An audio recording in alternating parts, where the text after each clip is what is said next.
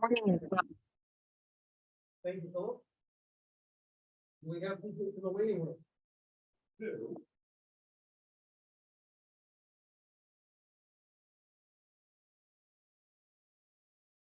I guess what I will do is I will start by calling the public hearing on the preliminary 2023 budget to order.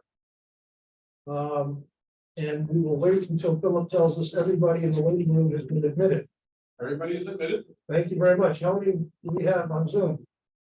5. 5, excellent. Welcome those of you who are on Zoom. Welcome, Colleen. The public hearing on the 2023 preliminary budget is open, and there are any questions or comments from members of the public via Zoom. Now would be the time to present them. If there are any questions or comments from members of the town board or Colleen as a representative of the public, now would be the time to ask those questions.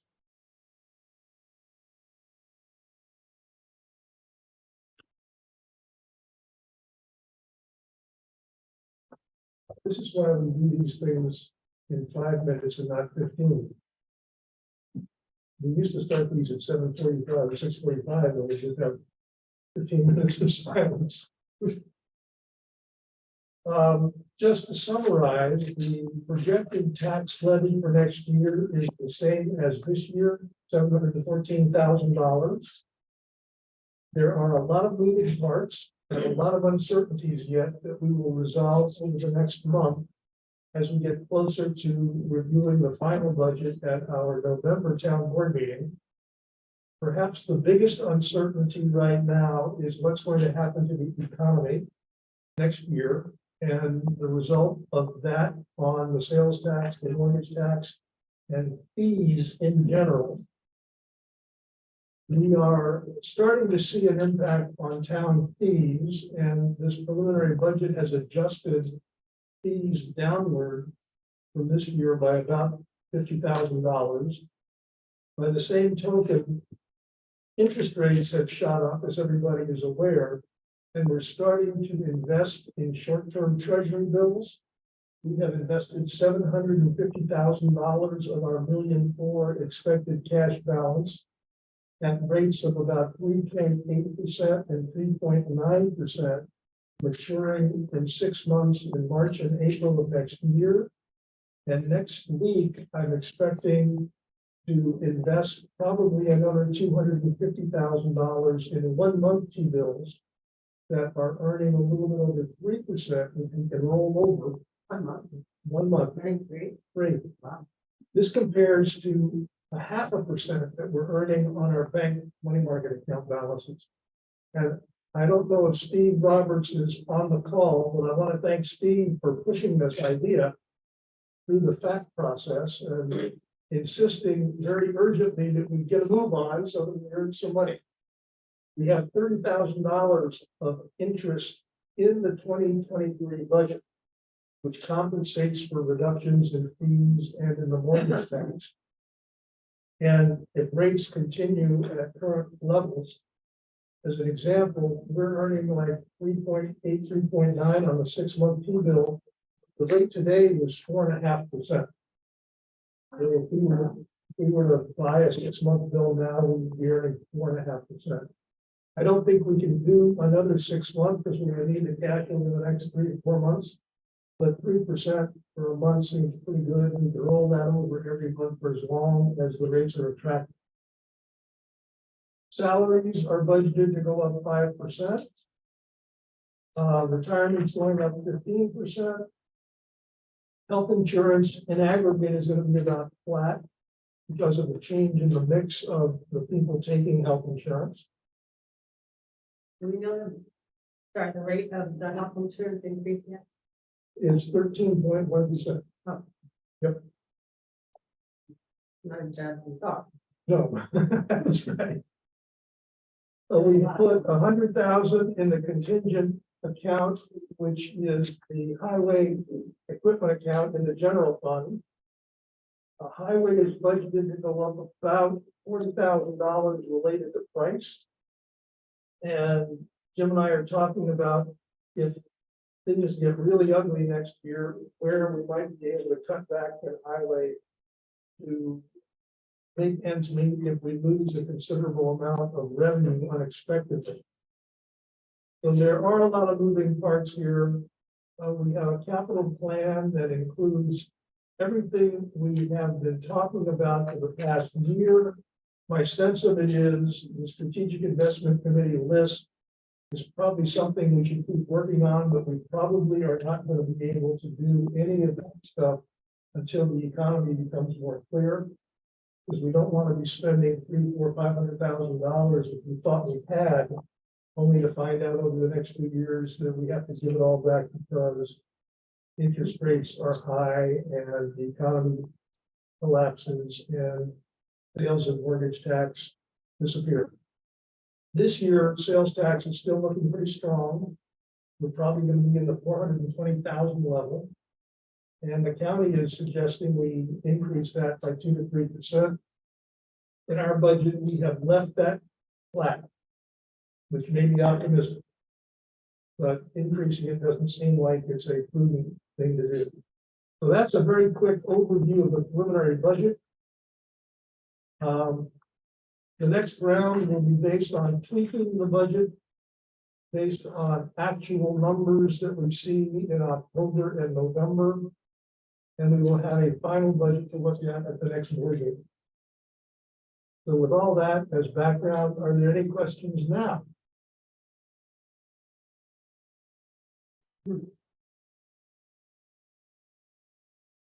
Any questions? Anybody on Zoom have a question?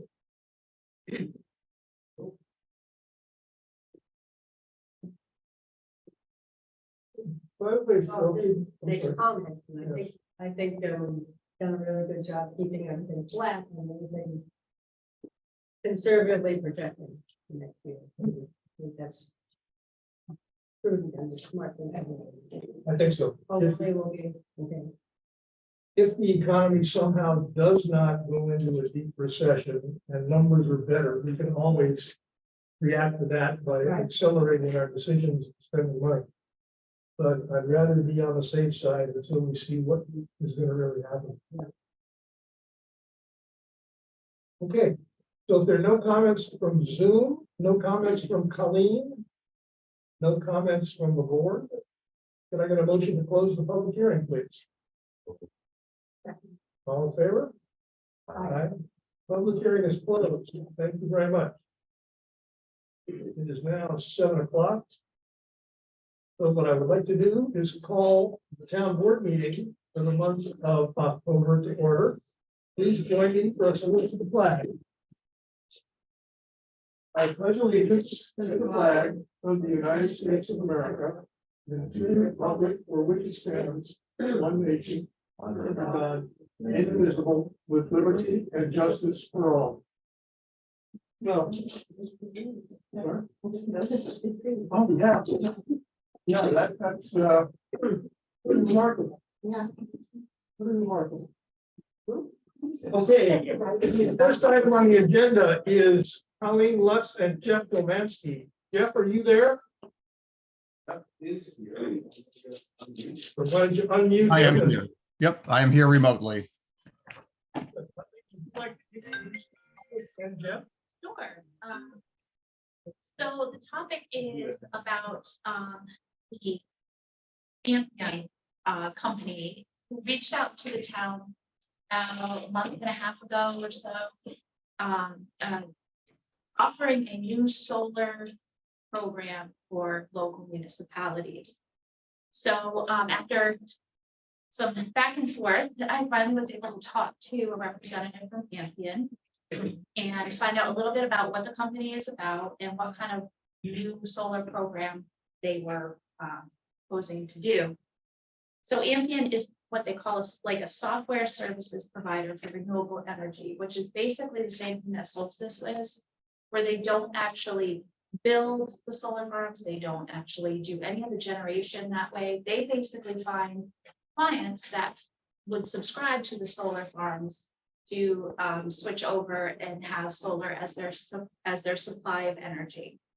They were founded in 2014, And they've just been around and kind of building their, their presence in the marketplace.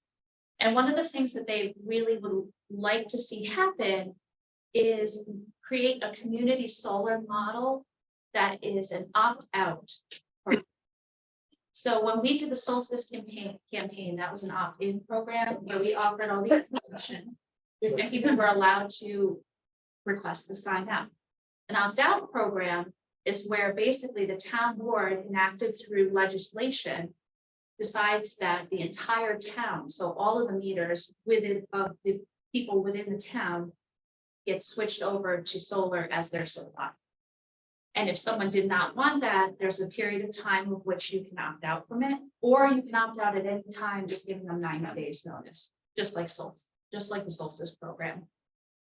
And so what would happen is the town actually could directly contract with a solar supplier, but in many cases, they have someone called an administrator, which is what Amphion basically becomes. And they basically negotiate the prices that they, whatever they can negotiate with the solar providers to give reasonably cost solar electricity to the members of the town. So there are currently 4 other administrators in the area that are approved to do solar supply at this time. But the program itself, as they're proposing it, and as NYSERDA is proposing it, is not currently enacted yet. And they expect that it should be fully enacted by the end of 2022. So with that being said, we were interested in finding out a little bit more about this, because this is something kind of like a new thing that we would possibly consider. And so I reached out to Haley, who works for the Capital Region District Planning Commission, and she suggested that Jeff come and talk to us just about the program itself, because it's a bigger lift than just doing a community solar opt-in program. This is something that is a legislation changing type of thing. So it's a big decision to make. So I figured doing our due diligence and finding out information is the most important thing. So Colleen, when you say this is a legislation related thing, we would pass a local law Yes, that required everybody in the community to accept this. exactly. And they wouldn't have to do anything because Yep. Central Hudson is still the delivery vehicle. But it would show up on their individual Central Hudson bill as Amphion or whatever. As I understand it, yes. And if you already have like the Solstice program, it would not affect you at all. You would still stay the same way that you are. And people could opt out of it if they chose not to go ahead and take advantage of fossil fuel reduction. Yeah, But it takes legislation, so that means you're creating a resolution, you're doing a public hearing, and you're enacting a local law. So I thought it would be something that we should educate ourselves about. Yep. Would it be a regular local law, or would it be like a referendum local law? I think it's a regular local law thing, but we can find it. Is there any difference in the pricing between the Solstice and this Amphion? We haven't gotten into pricing yet, and I actually have a call with Brian from Amphion again, and I just want to find out a little bit more about that, because a traditional CCA, which is the community voice aggregation, the community is using its number, its size to basically be a purchaser to get reduced energy supply. So I want to find out what would be the incentive, other than reducing fossil fuel usage. What would be the incentive? I mean, I guess they're projecting that fossil fuels are going to go up in expense, whereas solar, they're trying to bring prices down. So that could be the savings, but I want to know if there's more incentives behind this, or more subsidizing that it's allowing them to produce it at a cheaper cost for us. You said that there would be no impact or change to those people who are already subscribed to Solstice. But they could, in fact, if the benefit was greater, like the other company, they could switch over. I can't really hear you. All right, fine. What's the question? Colleen was saying that there will be no impact to those people who are already subscribed to Solstice. But if the benefit is greater with the other company, the Solstice subscribers could switch over. I would imagine so, as long as you gave them the 90-day notice that it would be to. So it's sort of the same thing as Solstice? Ambient is the same thing as Solstice, where it's basically energy credits is how it works. And that's how that's kind of metered out. Okay, What so would happen with somebody that has a different provider other than Central Hudson? Like I locked in, signed up with somebody for 3 years last spring. Okay, yeah, so there's a difference between supply and what is your delivery charges. So you're still being delivered by Central Hudson, but your supply is somebody else. I don't know, I guess it would depend on that contract that you have. I got lucky and found a really low rate. Well, that's I won't good. lose it. Yeah, that's good. And I mean, with this, you could just, there's like I think a form and like a period of which you just say, I'm not interested and I don't want to be switched over and you can keep whatever. so Jeff is now going to explain all of this to us. Jeff? Hi, guys. Thank you for having me here tonight. And Colleen, thank you for coordinating. Just to explain who I am, I'm the executive director with a very bright light in front of me. I'm the executive director of a nonprofit that is part of the state's team to help communities understand this program, community choice aggregation. And you guys are doing a great job. Colleen, that's an excellent description. And the questions that are being asked are the appropriate questions. And it sounds like all the answers are correct. Is it okay if I share some slides just to kind of maybe help put some visual background on the discussion just briefly? Do you have the ability to see the slides if I share them?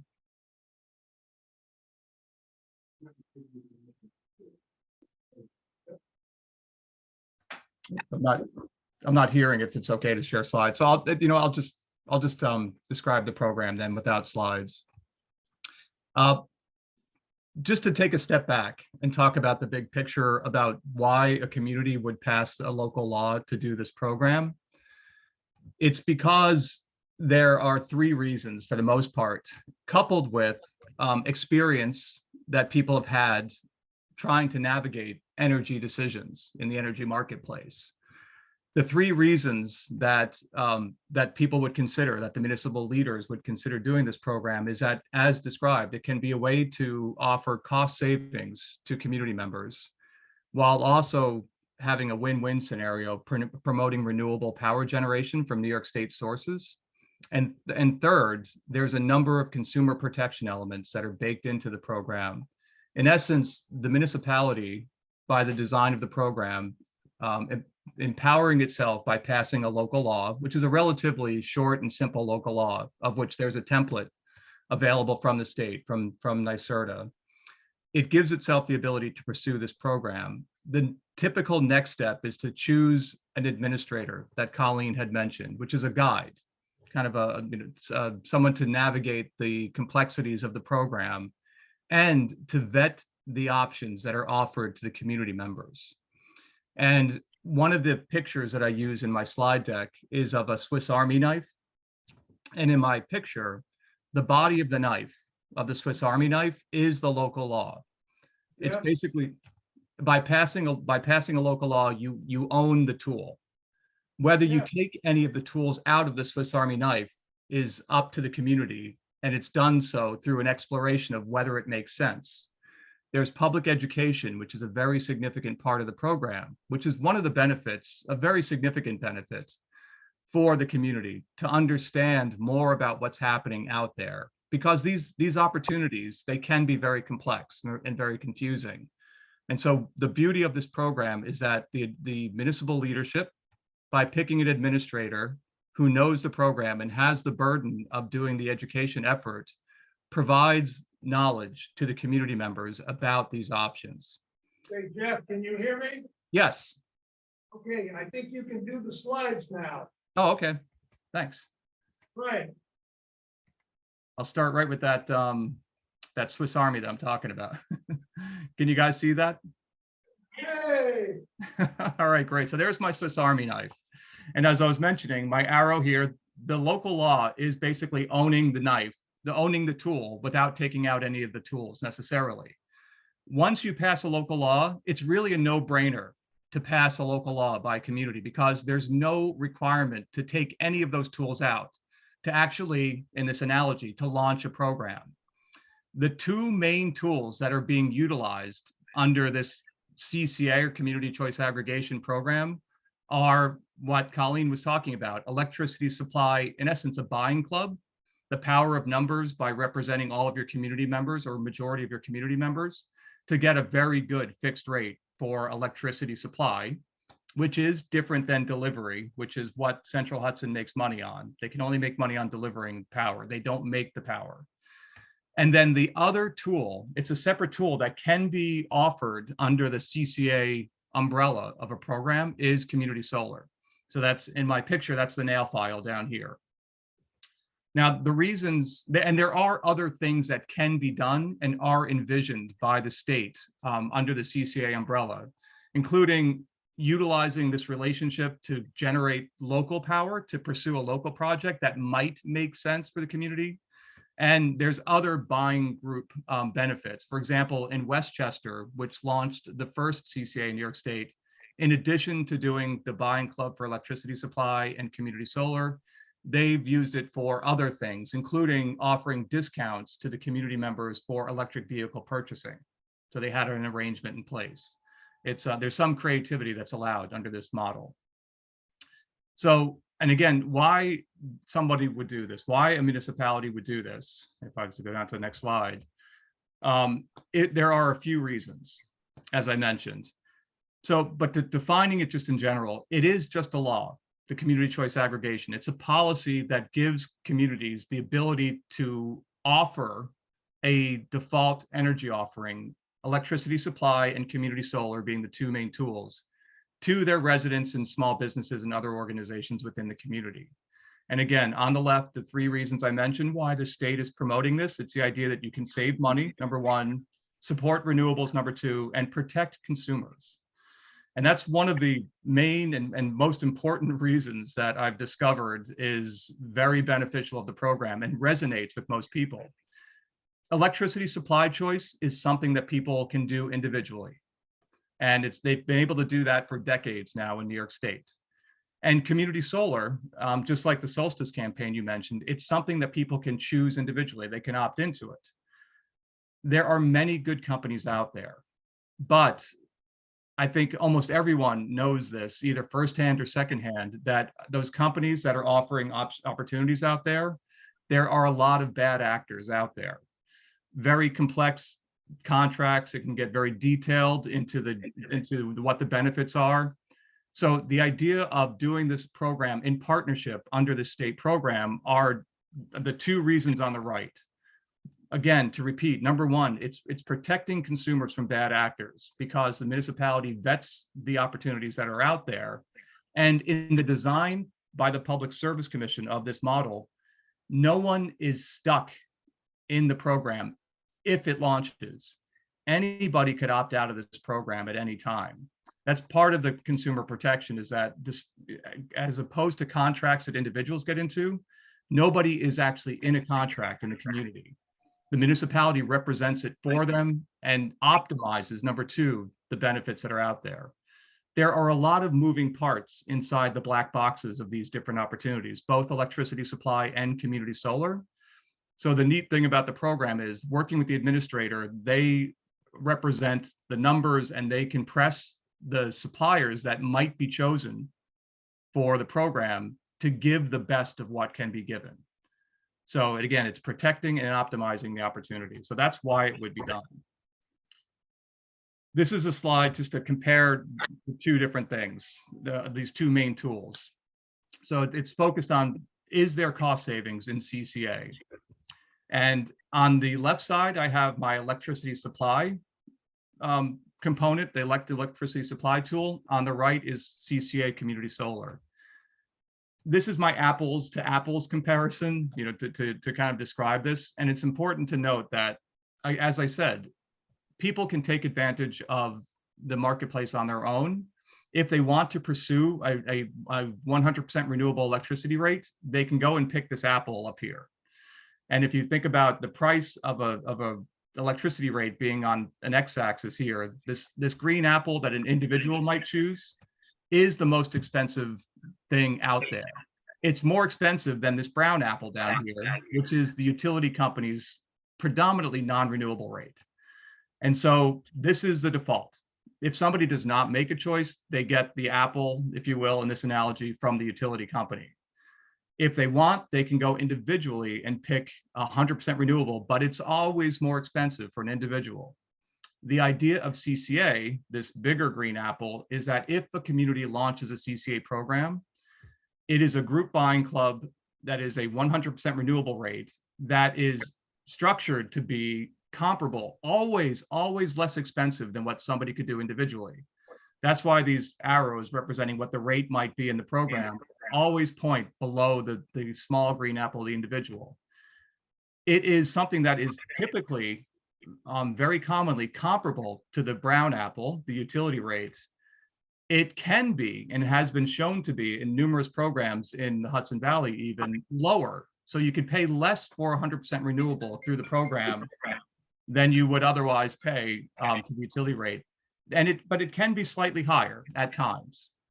The thing that's important about the program is that it is a fixed rate, while the utility rate is variable, which is why you have these three arrows, which is the uncertainty because of the variable rate of the utility program.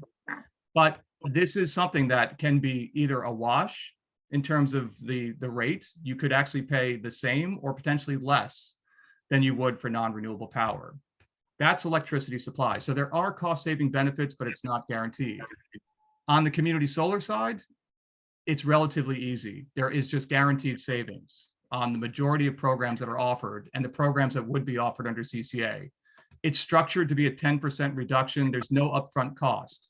So it is a relative no-brainer. And the idea, again, behind this program being offered out is this is complex. And to a lot of people, these opportunities are either a big lift to try to understand. And there's also, because of the bad actors, there's a lot of suspicion. So the beauty of this program, again, is that it's one, it protects consumers in the community, it optimizes the offer, and it also just proves that it's something that is not funny business. You know, that it has a stamp of the state and the municipality when they understand it and offer it. It makes it easier, and in the opt-out model, it lays it on a plate for people to take advantage of it. But again, they can always reject it if they want to. So that's the important elements. I'm not going to go too much further. I do have a slide here that shows a Central Hudson bill and how these programs exist on the bill, but you've already mentioned that. The supervisor mentioned that, you know that this is done through the Central Hudson bill. The electricity supply portion of the bill lives in the supply section, and community solar, or if somebody has solar on their house, it lives in this bottom section of the bill. And you can see that in my bill, and this is my bill, it's a deduction. So that is the guaranteed savings from community solar, while the supply in a live program would be just a single fixed rate, as shown in this slide, just one single fixed rate, the same rate every single month. Yeah. So in essence, that's how it works. I'm going to stop talking and just answer questions. I might have some backup slides that might be useful, but I wanted to give you the overview and the reasoning for why a community would do this. And I'm happy to talk about what's in flux, you know, what Colleen had mentioned about the state's decision-making around community solar in particular, but I'll stop right there. Okay, Jeff, thank you very much. Can you email the slides to Colleen so she can share them with us? Absolutely. Excellent. And I think we've run out of time, I'm afraid. Does anybody on the board have some questions? Mr. Clark. Who is typically the administrator, and what are the credentials, qualifications, or characteristics of a good administrator? Thankfully, there is a structure within the Public Service Commission's order that allowed this program to happen in New York State that requires the state to approve an administrator. So to be an administrator, they have to file with the Public Service Commission a very lengthy, what's called an implementation plan that describes their understanding and their approach to implement a program in line with the Public Service Commission's requirements of the program. There are, as Colleen mentioned, there's actually 5 administrators in the state right now. There's one that's in Westchester. There's one that has operated upstate, pretty much north of Albany. And then there's two that are operating all around the state. A company called Good Energy, which is based in New York City, and a company called Joule, Joule, which is based in Westchester. And the fifth one is Ampion, which has been approved to be an administrator just for community solar, just for that one tool in the Swiss Army knife. Bonnie, do you have a question? So Ampion would be the administrator? Ampion could be, if the municipality chose to focus on just a community solar program, which is what the state is currently considering, whether you can just use the community solar tool. If the town was interested in just doing community solar, you could pick Ampion, but Joule is also approved to do community solar in the CCA model currently. They're the only two that are currently approved to do community solar under CCA. Is most of the solar energy being generated in the state of New York? That is a requirement for the electricity supply program, that to qualify for state programs and under CCA, yes, 100% of the renewable power has to be from New York State sources. The community solar program, it has to be even more local. To sign on to a project for community solar, it has to be a project that's within your same utility territory. So it'd be in Central Hudson territory. What's the implementation timeframe? Like if we were to sign on, how soon does it get implemented? To run through the steps from going from the first step of passing a local law and then choosing administrator, doing the education and outreach periods. So looking at the marketplace, developing a request for proposals, vetting the options, then doing the outreach and education after that and launching it. It's typically a 9-month process on average to go from start to a launch, to go from zero to a launch program. Anybody on Zoom have questions? We do. Mike Citron has a question. Okay, Mike, go ahead. Second.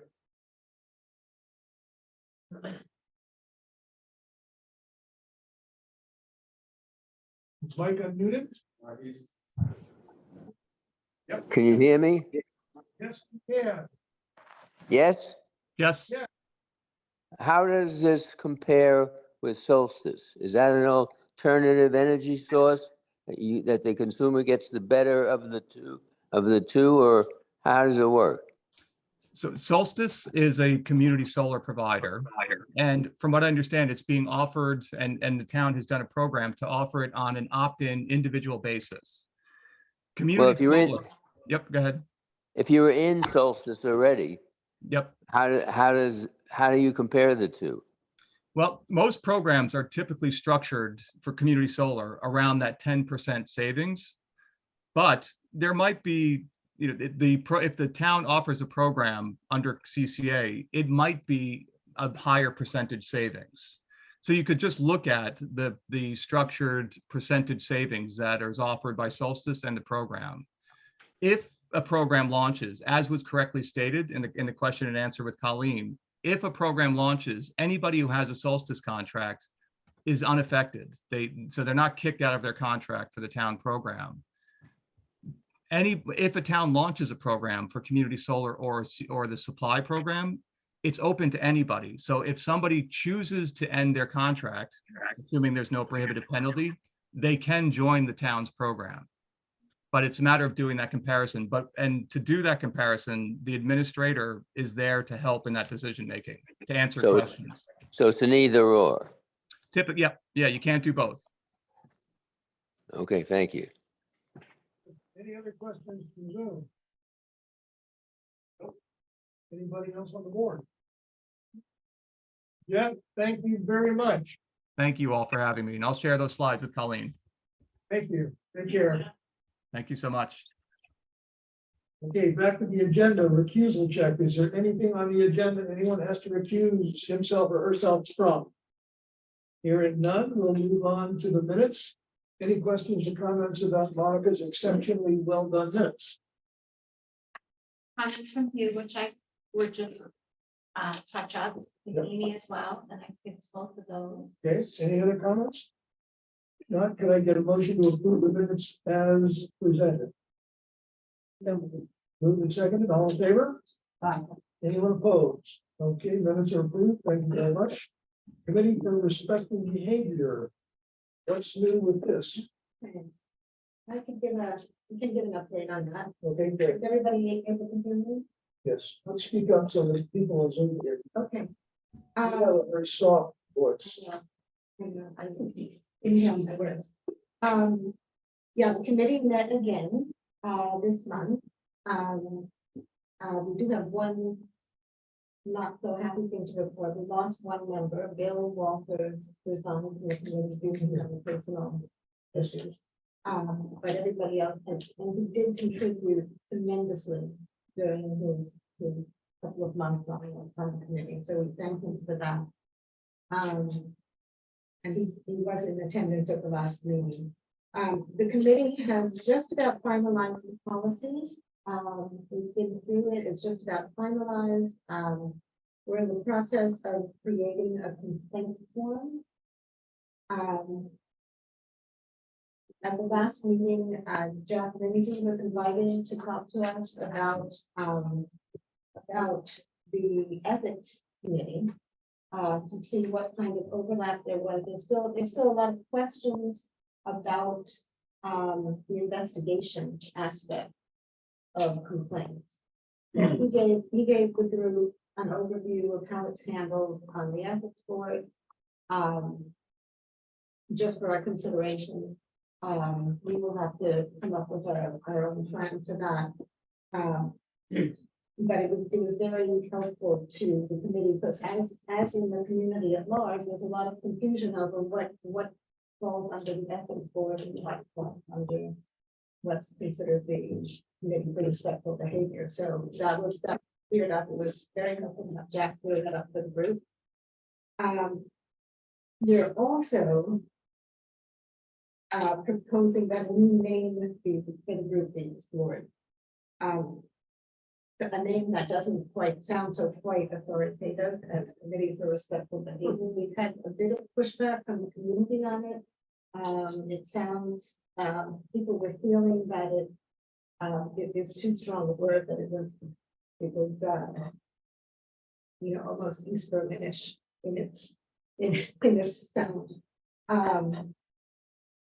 And, there was some emails, there was some conversation about, why are you trying to control the behavior of the town? And it's not that we're trying to control, the group was not formed to control the behavior of the town, as much as it was to establish a code of conduct.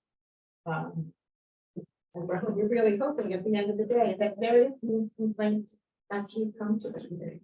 So this is just in preparation, should anything happen. More of an educational policy than it is a reconstructed policy. And we want the community to understand that, nobody is trying to curb their behavior or straighten anybody out. So names are being tossed around within the community. Within the committee, and hopefully by the next meeting, we'll have some other names. It was sort of felt that the essence of the committee was more like a human resource function than it was a policing function. So we want the name to reflect that sort of resource aspect of the group. So if you guys have any suggestions, we'd love to hear from you. If the community has any suggestions, we'd love to hear. And we're open to all. We just wanted them to understand the purpose of this group. Because it seems to have been misunderstood by many. So that's So I think the idea is to make it a sort of a safe place for somebody to come rather than, policing what people do. That's the kind of impression the name gives, and that's not really what we're charged with doing. Yeah. We're trying to come up with something new and better. Okay, good idea. Yeah. Good idea. Yeah. Any questions for Amy or Bonnie? Anybody on Zoom have any questions or comments for Amy or Ryan? Nope. Okay, by the way, who besides Mike and Coralie are on Zoom? David Dembo. Yep. Again, Alden. Dave Magnus, Jim Grayson, and Michael Douglas. Good, would you write those names down so we have them? I don't, but could actually do it. Thank you very much. Okay, thank you both. We look forward to your next report. Next item is the Strategic Investment Committee update. Is there anybody from the Strategic Investment Committee on Zoom who would like to speak about this? If not, I listened in on the last meeting and I can give you an update very briefly. The pavilion, they're still waiting on the engineering review of the town hall as a location. Ankrum water study, they sent out 119 questionnaires and they've gotten back about 40. There's some concern that that's an indication that this is not as serious an issue as people might have thought originally, but Where did they send them to? the people in In an that area specific area? that was determined to be sensitive area. So there's going to be a follow-up, house by house, phone calls and door to door, so we can get some more information about that. Housing, fine, Oh, I can give you that now, right? sure. We just had another meeting on Tuesday, which, of the Tri-Town Hillsdale and Covey. And, we had invited this Strategic Investment Committee to come because they sent us a list of 19 questions. And we came up with answers, you know, we did a lot of work to answer those questions and, in order to get a little more familiar with what we're doing, we invited them to the meeting, but no one came, was not. Hmm. It's really unfortunate, but, the last meeting, was attended by Mike Tucker of the EDC, the county group, and by Al Valencia from Habitat, as well as Dee Dee Barrett. So there's, you know, there's a lot happening at the county. Mike gave a quite extensive overview of what they're doing. Unfortunately, Jessica Gabriel couldn't be there. She was supposed to be. Right. So at the county level, they're forming the task force because they had some really good resumes. They're going to be an 8 to 12 member task force as well as an advisory board. And they're trying to cover the diversity of, you know, we have 18 municipalities to try and address each one of our needs is different. You know, Hudson has a lot of different issues that we do. They have a lot going on, but you know, most of our little towns don't have sewer systems and some do, and so they're gonna try to cover all that. They're exploring land trusts and land banks. And Dee Dee Barrett was very helpful. She was there because Albany has some land banks and stuff, and she's very in tune with the rural needs of our towns, just as far as housing and she's working with another group, starting a nonprofit, maybe calling it a housing trust or something like that. Maybe give them some money. And then Habitat did quite a, you know, they had a lot of, you know, it took a long time to get families into the Ankrum houses. And basically they took a long look at what their strategies are and what their requirements are, and they got a money to do a study, so they're coming out with a report shortly, probably by the end of the month. And they're restructuring their whole the way they work. And he said in 2 ways. One first way is they're going to scale up with more buildings. They're going to reintroduce themselves to the county. They're really rethinking everything. The goal is to build 6 to 12 houses in one location on half to a third acre, something like that. Basic, simple, safe, affordable houses that, you know, will truly be affordable. That's kind of their model that they're looking with. Hopefully, they're gonna come up, this document they're gonna come up with is gonna be geared to municipalities to let us know what we can do to help make those things happen, as far as zoning, taking a look at our zoning laws to see if, if we can do anything with tax abatements or assessments, or any of those things, they're gonna. Now, there was another workshop with Nan Stoltenberg in Millerton, and she's putting together a guidebook, a toolkit, if you will, for affordable housing, so that should be a really great resource.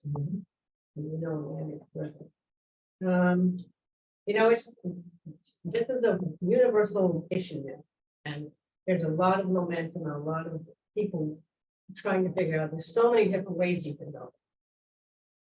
But it just takes a lot of process and it takes a lot of money, and, but there's a lot going on, and hopefully we can get the resources in the county, and we can keep our committee and the state working, maybe even get some federal ones done. I'm hopeful that, it's a problem that's really being dealt with. Because you have to, it affects everything, it affects our, there's no restaurant, there's no, it affects our whole economy. And, businesses can't function. And people, young people are leaving.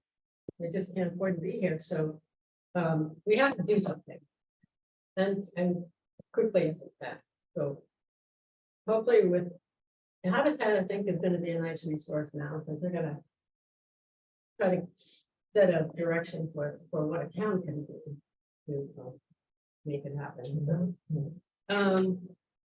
It's all good, I'm hoping that FIC can keep working with us. Like we have any questions. No, I'm sorry, the other thing is, I don't want to forget it. We did a lot of outreach to, or some anyway, to local business. And we talked to people at the pond, we talked to the people at the farmer's wife, we talked to Thompson Finch Farm, Sarah Farm, State Farm. I spoke to the manager at the mill quite a lengthy conversation, just to try to get a sense of their employees and what they need and what as much as they can tell us. And some, I think, Chainsaw actually bought a place to house their workers. Something it's very difficult. And Mr. Hoteling at the mill said they employ 70 people, and they recently reached full employment, but a lot of the older guys are retiring now, and it's really hard to find younger people. And they pay well. They what, $25 to $35 an hour. But if you do the numbers and you figure out what that salary might look like, there aren't any homes that they can afford. So that's, but anyway, he said people come to now the radius of where people come to work at the mill and gets greater and greater, and that people come from as far as North Adams, Massachusetts, Clifton Park, and Saugerties, and all of it. It's a tough commute. Those kind of wages. So we're getting a sense of certainly locally what people need as much as we can. Without really knock on doors, but we'll see what we can do. But we're working hard on it. And Dave called and I are doing most of the work. Yeah, it's a complicated thing. It takes a lot of time, a lot of effort. It's a very slow process. Yeah. So, But everyone realizes it's urgent. yeah, it is critical. Any questions for Bonnie? Honey, what is the number for affordable housing? What is the affordable housing rent for the affordable housing house across the bottom? Well, that's a hard one, because if you use that Habitat numbers or the numbers of, you take the median income, the formula that they use is if you spend more than 30% of your income on housing, you're, It's not affordable. it's not affordable, it's called, get the term in exact, but, you know, I think Al said houses they wanted, they hope to build would be, you know, 125, 150,000 dollars. And rents, you know, rents, those numbers that are affordable, the rents are like $1,200, $1,500 a month. But there's nothing like that now. But those could be the goals, and, you know, but you know, prices of building are really high. So those are goals to have, we'll change things up. What size is an affordable housing? 2 bedroom? I think he said, he said a number. Like 1,400. Something like that. Like, for the homes that we hope to do. Okay, a lot of work to be done, but it's good that we've got momentum going. Just to finish off on the strategic investment committee on the garage solar. Wait, Mike has a question. Yes, Mike.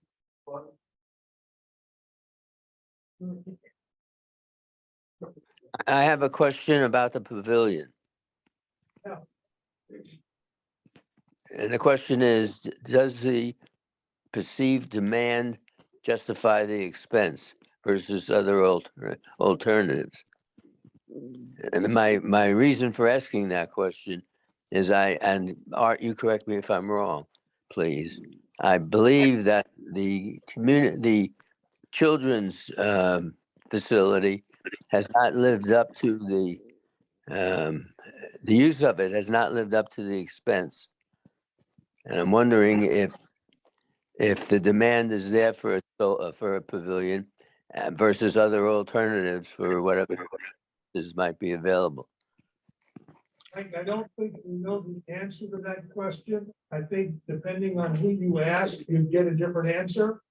Okay. Well, you know, I don't know if you were on the call when I made my remarks about the budget, but given the financial environment we're in, my advice to the board and to the strategic investment committee is to keep looking at these things, but let's not do anything in the near term until the financial environment clears up. So I don't think we're going to be doing the pavilion or any of the other stuff in the short run. Okay, good. I agree. And we have to answer the question about whether or not we need a pavilion and whether it would be used in a constructive way. I don't think we know the answer to that, but it's worth looking into. So moving on to solar, Susan Flam has advised me that she is getting an engineering opinion about whether the salt shed is strong enough to support solar. And apparently there are multiple alternatives. Either we buy our own solar panels, we lease solar panels from some investor, or we go with an opt-out community solar kind of system. At the end of the day, the most cost-effective way for the town to become less dependent on fossil fuels and meet the needs for electricity will be the way we go. We just don't know what the answer to that is yet. So next item here is VAR reappointments. We have two members of the VAR who have turned out, Steve Oleha and Joe Brown. And I'm proposing that we reappoint both of them. Steve as a member for a 5-year term and Joe as an alternate temporary member for a 1-year term. But they both have the experience. And we're going to need that experience next year with the evaluation coming. There's going to be a lot of activity there. So I would like to ask for a motion to approve the first resolution for VAR reappointments. I will move that we appoint those two that are doing, Steve and Joe. Thank you. Is there a second? Second, thank you very much. All in favor? Anybody opposed? Motion carried. Thank you very much. I was a little concerned, confused about the training part of it. Didn't it say everybody's supposed to be paid every year? The temporary alternates every year, but the regular members only when they're reappointed. Okay. So both of them will go this year, Steve and Joe. Okay, Climate Smart Living Task Force, the chair question. It has been answered. Yes, and the answer is, The answer is that Joe Brown and myself will be co-chair. thank you very much. Okay, so Colleen and Joe will be co-chairs of the Climate Smart Community Task Force. Susan is leading a very active, very committed organization. And Susan, if you're out there, we thank you for all the contributions you've made. She's going to stay on a committee, I hope. Yeah. Excellent. Okay. Well, yes. When does that changeover occur? Now or the first of the year or what? Well, we just had a meeting this past Saturday, and so Joe and I are slowly kind of working into it and deciding how we're gonna split up duties and who's better at what. So, definitely by the first of the year, like we'll be up and running. Well, I think what you may be getting at is perhaps we should appoint the two of you as co-chairs. So could I get a motion to appoint Colleen Lutz and Joe Brown as co-chairs of the Climate Smart Community Task Force? Lady, thank you for the motion. You, a second, all in favor? Aye. Anyone opposed? Congratulations, Colleen and Joe. All right. Effective tomorrow morning. Oh, boy. What have I done? Okay, next item for Climate Smart, we've got this one, and we've also got the vulnerability assessment to deal with. The letter regarding the Climate Action Council scoping plan resolution that you drafted for us. Is everybody comfortable with that letter? That was great, Levin. I thought so too. Yeah. So, just so everybody knows, Susan Arjerian sent around a note with some very thoughtful comments that I don't think we need to incorporate in your letter to you. I think it would be a mistake to, her comments are very good, and in point of fact, I will tell you that back in September and October of 2020, as part of our research that led to the new solar law, many of the points that she was talking about in her comments in terms of sites and so on, were part of the studies that we did back then. We have a dozen maps that deal in solar and environmental matters, plus another map, well, a series of maps that deal with solar suitability analysis that touches upon things like suitable topography, distance from three-phase lines, various degrees, all of these factors that we were advised ought to be considered and would be considered by anybody involved in large-scale solar. And comparing also the solar suitability sites with the environmental factors, we've got overlays about those, and a map that shows properties with large solar potential ranging from 2.5 megawatts all the way up to 100 plus, or rather 20 megawatts or more. So much of what Susan was advocating has in fact already been done, and the maps are there. You can look at them to see where the property is. Okay, thank you.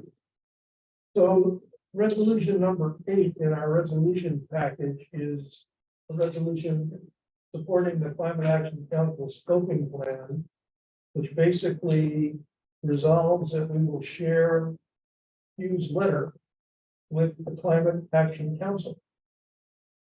Thank you. Is there a second? And all in favor? Aye. Anyone opposed?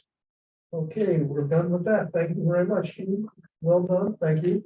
And Colleen, we might as well go to the next resolution, which is the Climate Vulnerability Assessment Resolution.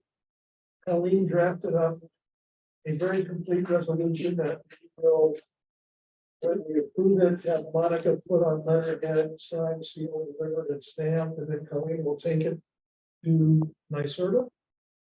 It actually gets submitted directly to Capital Region District Planning Commission, who is Excellent. doing most of the work for that. Okay, good. So, everybody had a chance to look at this, I hope? Questions or comments? Colleen pointed out one typo, which we're gonna fix in the final draft of this thing. Which you already have, you have the. Yes, original Colleen sent that to us. There you go. So can I get a motion to approve the climate vulnerability assessment resolution? Amy, thank you. Yeah, we will. on this one. Amy is moved. Is there a second? Second. Second? Okay, let's do a roll call vote. Councilwoman Khan, Yes. Supervisor Basson. Yes. Councilwoman Vogel. Yeah. Councilman Clark. Yeah, David, are you on Zoom? David Boyce? No. No, okay. So David is absent. But the quorum is here and the resolution is adopted as presented. Okay, thank you very much. And if you have questions about that process and everything, you just. What I don't know, I will find out for you and then yeah, some questions. Yeah, and as you learn things, just email us to keep us posted. And Yeah, Come it's back about a with- year. It'll take about a year. Yeah. So it's gonna be something that there'll be community participation to eventually. So. Single investments we talked about, we have invested $750,000 so far. I plan to do another 250 next week. And the plan for next year is to keep $1 million invested, hopefully at above 3% for the full year. And the way rates are, we might even get 4%. Next item is the preliminary budget and capital plan. Any additional questions or comments about the preliminary budget? If not, I will tweak it and we will look at it again next month. There's a resolution here on the list, which is number 2, the preliminary budget resolved that it is approved as presented. And if we approve this, I will officially present it to Monica on Saturday. Can I get a motion to approve the budget, please? Moved and seconded, all in favor? Anybody opposed? Okay. Budget is approved. The capital plan is for your information. I don't think we want to approve it yet. But I think we will approve it as part of the budget approval process in November. My sense is we will take some of these 2023 items out. Because we're not sure that we are going to have the money to do them. But all of them are important and should stay on the list at some level of awareness in the future. We'll decide that next month. Yeah, I think I'll present a formal final capital plan for next year with a note saying, here are the things that we're not committed to doing, but are still on the list. Wish list, yes, Yeah. exactly. So we now have a resolution to schedule the final budget public hearing next month at 6:55. Could I get a motion to approve that resolution, please? Moved and seconded, all in favor? Anybody opposed? Okay, thank you very much. Motion seconded and approved and adopted. September financial reports, I think the major issue is the softness in revenues, which I think I highlighted in my supervisor's report. You'll have to keep watching that. Hopefully there can be some strength in the last quarter, but workplace violence and harassment policies, Elena reviewed them and updated them for current New York legal changes. So I would like to get a motion to approve the revised harassment and workplace violence policies and the training that we're going to do next week. These will go. These are in the employee handbook, right? These are not. We'll get a chapter. Those will have to go, no, they are in there, but we're gonna have to replace what's in there with these. Right. We need more for them. Yeah. Yeah, we'll update the employee handbook toward the end of the year. If we need some before then, we can do it. Yeah, I might, because if we're gonna put the tech committee, which you Yes. decided to pay, on the payroll, the way you and I discussed it, Yes, they need to look. they need to look, they need, yeah, I've got to due diligence in the HR department, make sure we have. Yeah, so we will update this. Yeah, so it's gonna also have to be updated with the renewing. It's a 3-ring binder, so we can pop in anything that we need to. Yep. Which I like that we have that flexibility with the binder, where when we have books, Yeah, yeah, but I think the one, not agreement. the last time we printed up, we got it. You'll have it. I think we don't have to stop. Oh, Yeah, Yeah, we'll have to get enough so that everybody has them. That's probably time, Okay. So anyway, yeah, so then you can add to it. right, we can, yeah, you can actually, you can see if you change it down. but you're right, we're gonna have to update the manual for this and for the stuff. We're ready for the vote. So can I get a motion to approve the revised policies and the training next week? Resolution number 4. You have a motion? So moved, Bonnie, thank you. Is there a second? Thank you. All in favor? Anybody opposed? Okay, resolution is adopted. I sent around probably right after the last board meeting, the New York State Fiscal Stress Report. And it shows in terms of financial stress, we're doing quite well, but it gave us a relatively neutral, sort of mediocre score that they called environmental stress. They're like the 36 category. And the reason was one that struck me as being unusual, and that was because housing prices allegedly in England had gone down from 2019 to 2021. I said, that doesn't make any sense. So I don't take that real seriously. I think they may be using numbers that don't reflect reality. But the important numbers, it's, So that's the reason they get. that was the reason we got that score. That plus our population went down between the 2010 and the 2020 census. It's not settling. I know, Renee did 2 transfers this week. One of them was 3 times the assessment. Yep. And one of them was almost. Yep. For what, so it's not, it's, in that department, we're not seeing a let out. Well, it's probably not worth it to try to understand where the state gets the numbers. Just the important thing to know is financially, we're in good shape. There isn't anything we should be doing that we're not. No. That you can tell. So next item on my list here is the Pine Plains vet contract. Every year we get a contract with Pine Plains vet. That is the place that Rich Prentice takes dogs that we find in the area. So I would appreciate the motion to approve the resolution to authorize me to enter into a contract with Pine Plains vet. Andy, thank you. Is there a second? Second, you, all in favor? Aye. Anyone opposed? Thank you very much. The Community Rescue Squad contract and chargeback payment. This again is an annual thing. They provide us with services. We pay them, and this year the price is going up about 6%, which is less than I thought.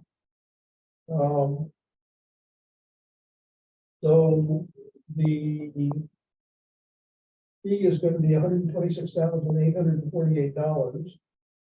And the way this is paid is we authorize the county to put it on the county tax bill and charge. For the county, not the town. Yes, I mean, is that- yes, but the county gets the money and the county pays on our behalf. So I would appreciate a motion to approve my entering into this contract with both the Community Rescue Squad and the county. You know, we did discuss a couple of times this contract with issues that you have in your. This is the particular area they're covering, correct? Yes, we're in their coverage area. This is the one that, this is what my point. Well, yeah, Right, Amy and I had spent a lot of time on this and Okay. the conclusion. And I don't know, I think Amy came around to this point of view as well, is that the problem on Prospect Road, Prospect Hill Road, and at the Finkel Farm was that the 911 call was routed to Pine Plains, not to Columbia County. That is that, my post office, I believe. right. Well, the call that was made was initially directed to the Pine Plains Rescue Squad.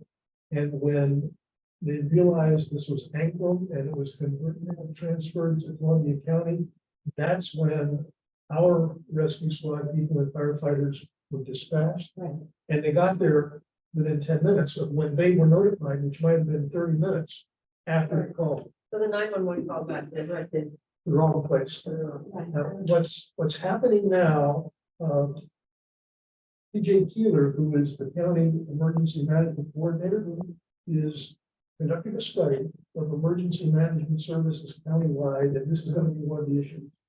Question is, how do you improve response times in general, and how do you prevent, given the technology we have, how do you prevent calls from getting disrouted? Yeah. That seems to be the problem, not that our community rescue squad or the fire company is slow to respond. They're pretty quick, actually, when they get notified. I think speculation on my part down there is that they're all 398 numbers with Pine Plains. Mhm. And any cell phone down there bounces off to the Pine Plains cell tower. Right, that's a problem. That's. And you also have two Finkel roads. Yes. Finkel Road. Right. They went to the wrong thing, the wrong server. Part of the problem, right? And that's exactly what's happened on multiple occasions where we get called out looking for an incident that's on Finkel Road and nothing is there. There's one up on Yeah, 199. it's the one, check 199, so. Yep. And there's also difficulties with communications with Dutchess.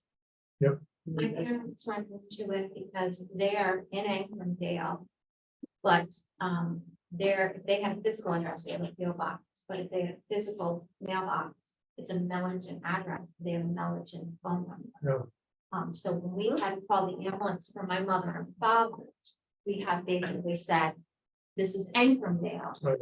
this is not Millington, and they've sent community. Yep. But we've made sure that we specifically said, because of the same problem that the other edge of town.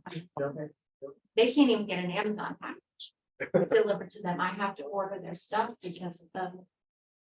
Yeah, they have the same problem, because if we were to have a mailbox, we would have to have it delivered by Pine Plains. So we have a mailbox in Anchorage, but I think, Cover, maybe you can speak to this. There's some disconnect between the radios that we use in Columbia County and the radios that are used in Dutchess County. That is And they don't coordinate, so that it creates even more confusion. That is true. We do not have frequencies programmed in Dutchess County in any of our trucks. However, our chief's vehicle does. But there's sometimes it can be very difficult to communicate because that would be an easy way to say, hey. Yeah. Say something easy. Yeah. But this has been an ongoing issue. Yeah, and I have to say, on a personal note, we've been frequent flyers recently between my father being ill. And my parents. Community rescue squad is worth every penny. They are kind, they come quickly. At one point, my grandfather had a life alert, accidentally hit it. And at their age, it's confusing.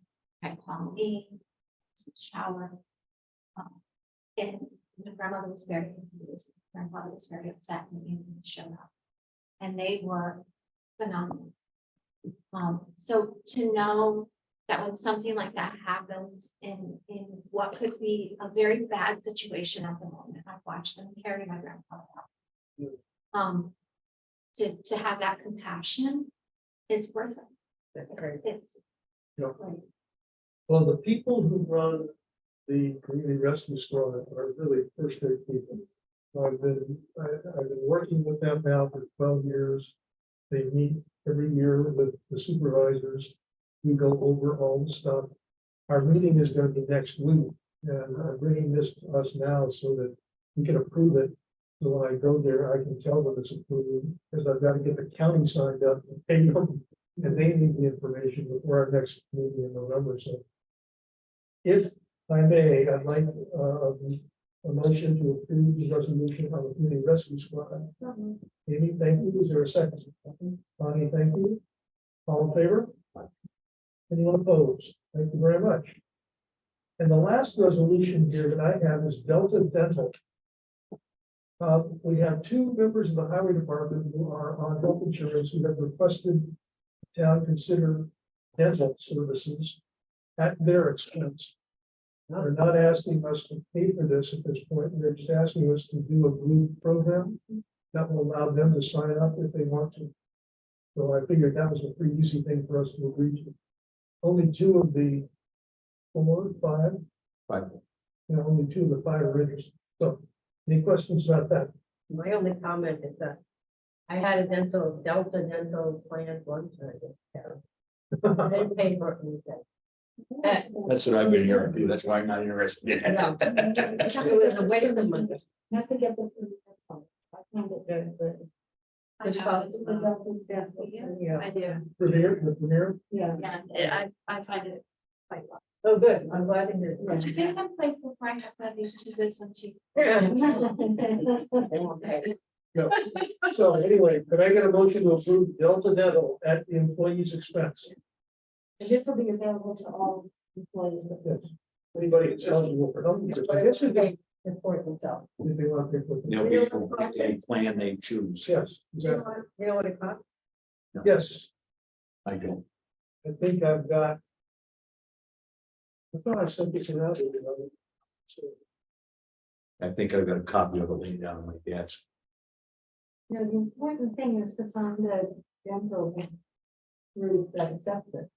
They don't have acceptance in dental plan.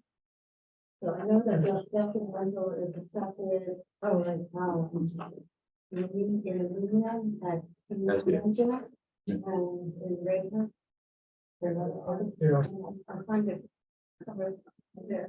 I mean, since this is going to be an employee's expense, we could make it available to employees who are in the health insurance plan or not.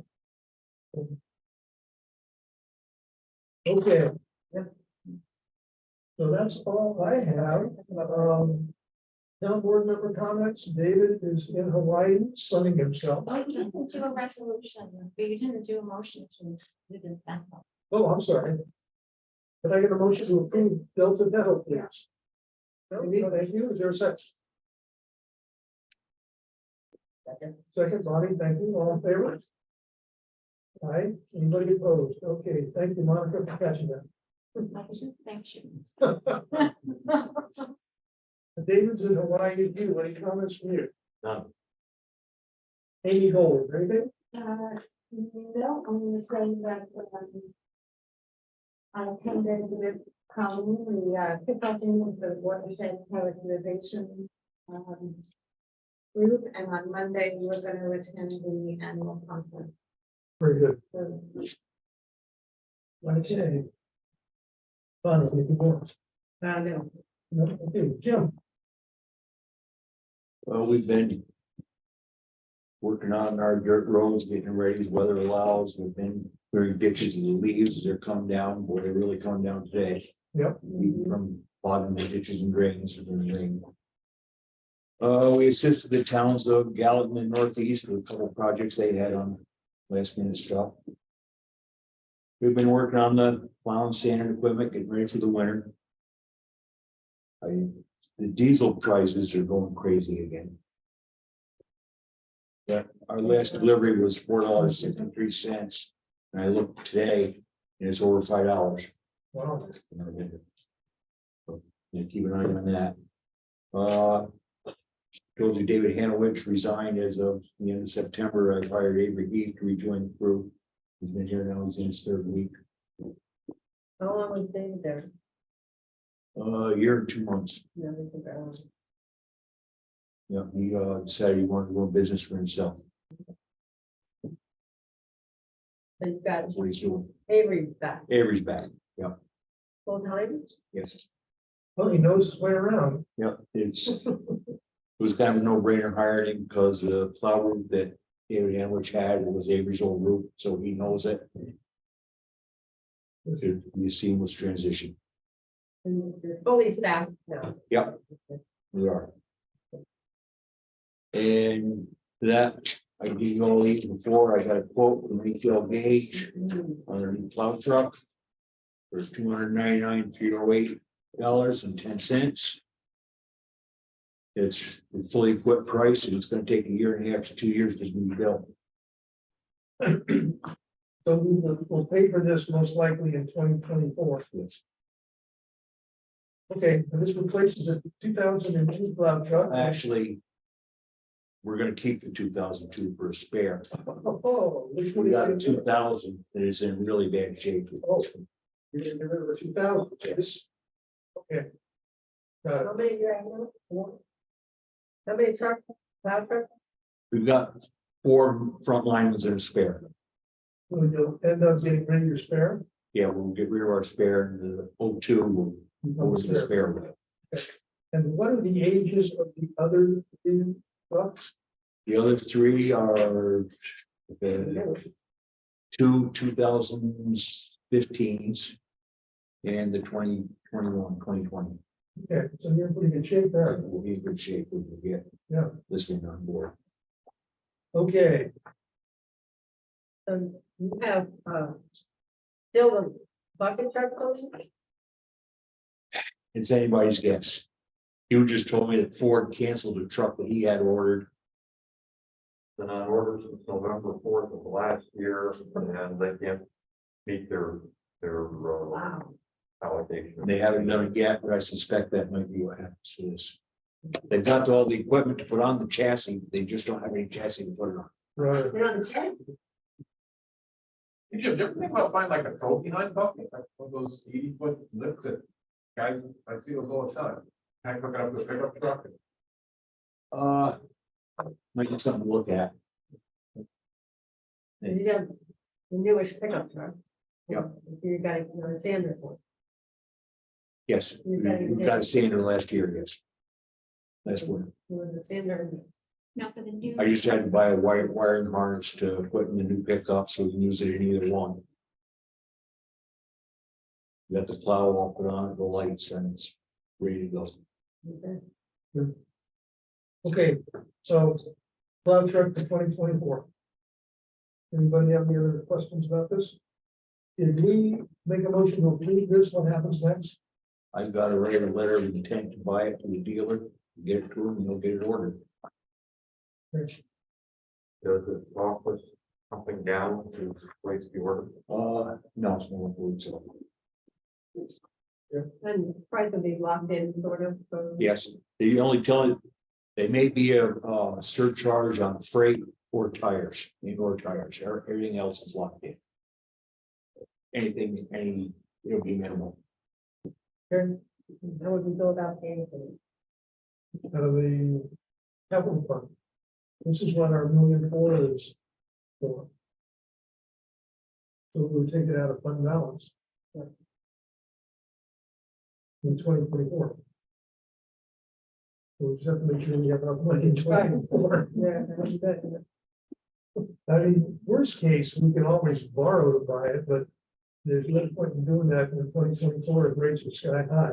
The best And- motion, I'm sorry, Go ahead. is the best motion on this and not to exceed 300K? Yeah, we can do that. What's the price on it? $2.99? 299,308. So are there gonna be any extras? Delivery Just like I charges? mentioned, the freight and the tires are possible surcharges. And it could be more than 300. He said he'd be very surprised if it was over $1,000. That's what the dealer. That would make it $301,308. So. Just be on safe side. Well, what do you think? 302. I feel like I'm wrong. Right. We're not gonna tell them to keep the change there. I think if it comes in at more than 300,000, we can always pass a resolution Yeah. to approve the overage. I think that's a good idea. Yes? Yeah. Okay. Like the numbers. All right, so Keith, would you like to make a motion? I'll move purchase of the declared vehicle for delivery in 2024. Price not to exceed 300K. Is there a second? Amy, thank you very much. Any further questions or comments? If not, all in favor? Anybody opposed? Yeah, Thank you. you got a truck. In 2020. The other thing I had that I sent you earlier, that I guess is getting put on the back burner, though I gotta put a realized quote on the salt shed. Yeah, the question is, I asked Jim, given the uncertainties next year, which would he prefer, the truck or the shed? And he said the truck. Then I asked him, can he last another year without the shed? And he Pile it said, outside if we have to. and the disadvantage of waiting another year is what? Price increases. And what about, I think these things are readily available, unlike the trucks. So how is it different from what we're doing now with the salt? So right now the salt. It's in that thing that's starting to fall down from the back. Your salt. Okay. And we keep the mixed stuff in the front, you know, where it faces the new building. I mean, how bad is it? It's, I've been buying a little less at a time lately because I don't want to push it Stress it out, yeah. and have a problem. So we'll live with it. You know, I gotta start buying a truckload at a time. did you do that? The problem with that is, you know, you can't always get timely deliveries. It'll probably cost more to get that.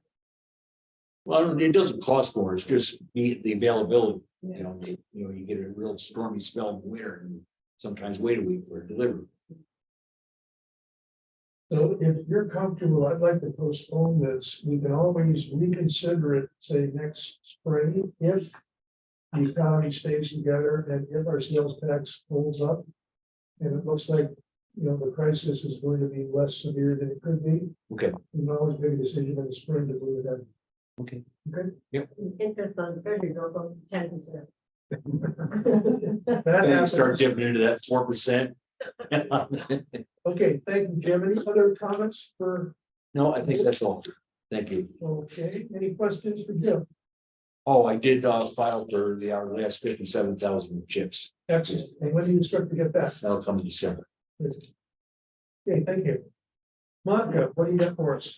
Not much, just the regular gripe, but I'm still having, problems with the mail, so I apologize if I send things out or things are coming in to me and they're not getting the rest of the stuff. I did have one payroll check for a camp counselor that went out in August, just got returned this week. So it's just a problem. And I don't see it getting any better. I'm really looking forward to tax season because of it. What's the problem? It just seems like we put stuff in the mail and it just, I don't know where it goes. And people put stuff in the mail to us. And they call and say, did you put such and such? And, you know, the other thing I'm running into too this year is I'm having an awful lot of phone calls from people thinking I'm a school tax. No. And in all the years I've been doing this, this has been the one year that I've gotten a lot. People dropping off money in the box outside for the school tax collector. It's been an issue. I think a lot of it has to do with a lot of new homeowners. Yeah. They don't realize the process. I do tend to try to contact them if I have contact information for them. And of course, send the money back. But I do try to get a hold of them to explain the process to them so that they're more comfortable. But yeah, it has been quite a year with the school. And town taxes are coming up end of December. Right. Yep. I will probably have them do Christmas if I'm not. Yeah, my kids always know when they see the stamps in the box of the arriving. Most kids look forward to their winter vacation. My kids never have because it consists of helping mom stamp 1,200 tax bills and stuff like that. Speaking of stamps, You're gonna make my son have a nice holiday this year. Monica is looking into getting a postage meter. Yeah. So as soon as Monica is comfortable with that, we'll either this year or next year, but I think it's time. Apparently other towns around here have been doing this for quite a while. And we're one of the last holdouts. And what really brought this on, is the rebound. Because you figure we have about 1,200 properties. The 1,200 tax bills once a year is one thing, and then maybe about 900. That's one piece of it I can handle. Now we're sending out every time there's a mailing for the assessor, 1,200. So it's 1,200 things. It's $1,200. So, and you know, it's a lot of work. 3 can coming up. Yeah, and I'm not by any means complaining, but the last time we sent the mailing out, I have lost the skin off my phone from just stamping. Can't you lease them? You can, you rent them, Yeah. and then you have to buy the postage. It's just finding the right one that fits for us. I want to be able to, on the budget end of it, I would like for each person to department to have a phone number so that I can track who's using what. Bill's helping me with it. I have talked to the Northeast town clerk through our new clerk in the building department. She worked with them. They have one. And I have also talked to the Copic town clerk by email. They both use $50. Which is standard. But I think it's time. You know, the post office isn't open as much as they used to be. They're opening later. On lunch breaks. Yeah. It's just getting harder and harder. And is the postage less expensive if you use a meter or not? They say that it's a few cents cheaper. I think one of the other benefits of it, with everything that we have going on in the planning and zoning department, Jay sends out an awful lot of certified mail. Right. It would help them. You can do certified We mailings can with do these? certified mailings with Yeah, these. the quote that I sent you guys had, there's like, what body. Yeah. Yeah, so I think that would help that department greatly, because I do know that Jay does run back and forth to the post office a lot. Yep. You know, I think would free us up to be able to do something. So as soon as you zero in on what you want, just let us know and we'll approve it. Okay? And you have a lot of FOIL requests. We are working our way through a lot. It takes a lot of time. They take a lot of time. Directed at the assessor's office? or- No, No. not mainly. There's two different things that I'm finding. There are the people that are concerned with what's going on in the planning and zoning department, that's before those two boards, and they're foiling certain things. And then there are, companies that want to get around the file search for houses selling. So I believe when a house sells, a lot of times there's what's called a file search or abstract. And that would be building Eddie pulling out the file and saying, okay, are all the building permits, are they all closed out? Is there a C of O? Is there, you know, there's certain documents that you. And so instead of filing one of them with that department, they're trying to file a FOIL request for a file. So what we've been doing is I return an email and say, this sounds like it's a file search, and I send it on to Ed, and then Ed contacts them, and 9 times out of 10, they will go ahead with Ed. Instead of doing the FOIL aspect of it. I used to do maybe 1, 2 FOIL requests a year or every other year. And I'm doing 15 or 20 a year, and they're very lengthy. Some of them are going back 10. One of them went back 40 years. A lot of work. Yeah. Indeed. It's required by law. Yeah. It's there for a reason, and we need to be as transparent as possible. And they have to pay for it, right? Well, that's the other situation that came up, and I'll give you the Cliff Notes version, but I've been going back and forth. There's a phenomenal lady at state level, Lori Mifflin. She's great. I shoot her questions whenever I have a question, because I want to make sure that I do everything by the law. And you know, somebody can come in and they can look at a file, and they don't have to necessarily take photocopies of it. They get the first 10 free, and then after the first 10, 20. They don't have to take copies. If they want to come in with paper and write down stuff they find in the file, they can do that. That's allowed by law. We allowed to take pictures? That is my one question. And Lori did say that, yes, it is, that there was an opinion, she had me, that said that they cannot bring in their own photocopy machine. That happened in one town and it went all the way to the court system. But that they can take pictures of documents with their cell phone, which I had leaned toward. I didn't think that that was appropriate, because in my eyes, you're creating another document, a digital version of the document. The way that the state opinion read, and I can send it all to you and see if you like, is that they're not actually creating another document. I would be creating a document by photocopying it for them. They're taking me out of the. You know, it's, as I said to you before, it's, we're in the digital age and everything's changing constantly. Yep. So. Okay, Monica, thank you. Excellent report. Any questions for Monica? I've got a couple of last minute things here, very quick. Steve Oleha has proposed that we do a Winterfest in December. And I'd like to just ask the board to approve that, so that he can go ahead and get organized. I'll circulate the information. He's estimating $1,000 budget primarily for the entertainment. So can I get a motion to approve Winterfest 2022? Thank you. Is there a second? Amy, thank you. All in favor?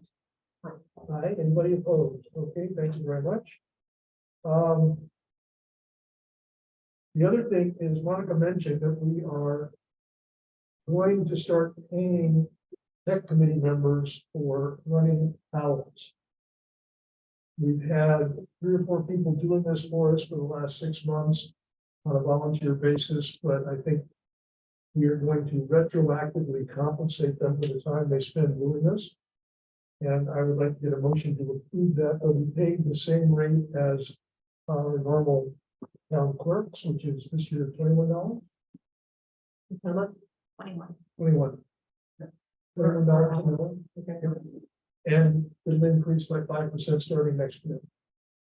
I think this is an extremely valuable service to the community. We're getting not just excellent coverage, but a reporting. They're very good. I'm tooting the horn for you back there. So anyway, any questions about this before? Paid and a raise right away. But you're actively. That's right. I would.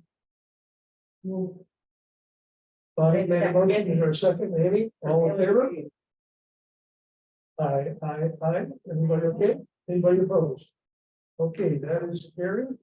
And my last item here is the Anchorvale Neighbors Helping Neighbors Association agreement. We bought a $40,000 van that cost $48,000. Neighbors Helping Neighbors kicked in the other $8,000 and change.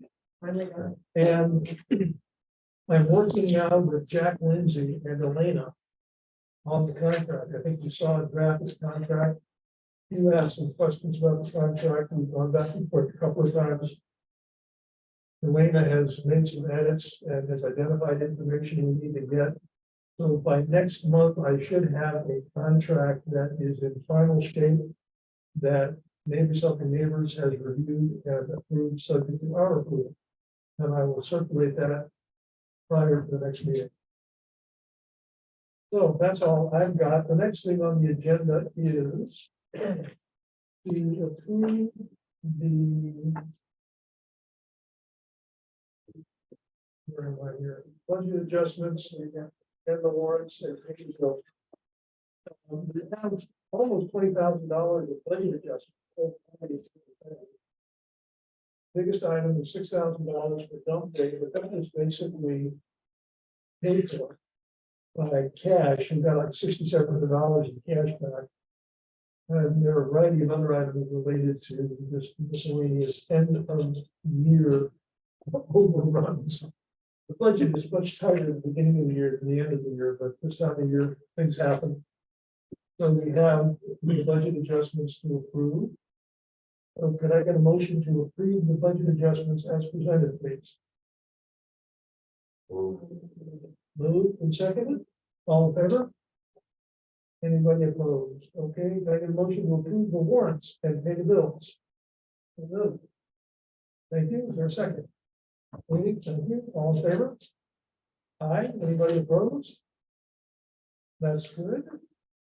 And anybody left on Zoom there, Philip? Yeah. Exactly. But they're still here.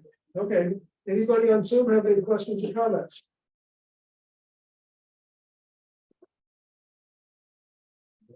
No hands, okay, next board meeting is November 17th, final budget public hearing at 6:55, town board 7.